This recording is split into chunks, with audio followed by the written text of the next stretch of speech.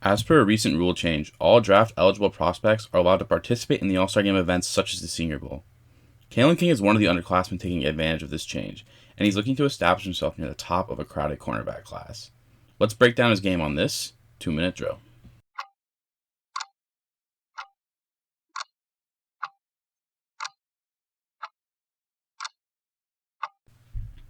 King's versatility stands out on tape. He took snaps on the boundary, in the slot, and even as a deep safety at times.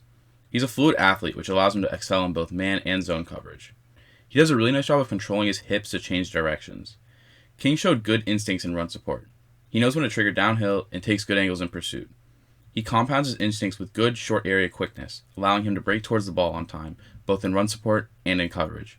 When in position, King plays the ball at a high level, as he accumulated 25 passes defended and 3 interceptions across his college career.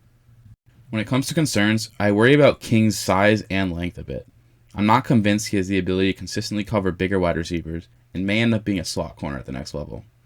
King often allowed separation on double moves and in breaking routes as receivers took advantage of his inconsistent footwork in 2023. While he's quick, King's long speed isn't spectacular, which when combined with his smaller frame leaves him vulnerable to getting beat over the top. When King does get beat, he defaults to getting grabby, which then leads to flags. In run support, King is a very poor tackler.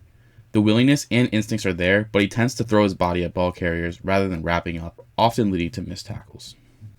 My player comparison for King is Vernon Hargreaves III, formerly of the Tampa Bay Buccaneers.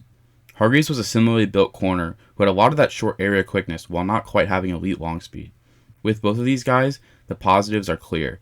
It's up to King to see if he can refine his game to minimize or eliminate the negatives.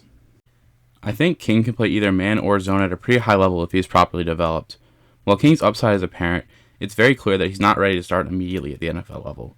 Him landing on a team like the Jets, Browns, or Cowboys where he would have the opportunity to sit behind and learn from more established options would prove beneficial for his development.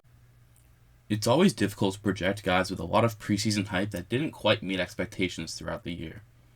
I personally expect King to be selected in the second half of day 2, but a slide into day 3 similar to Keely Ringo last year would not surprise me in the slightest. And that's the 2-minute drill.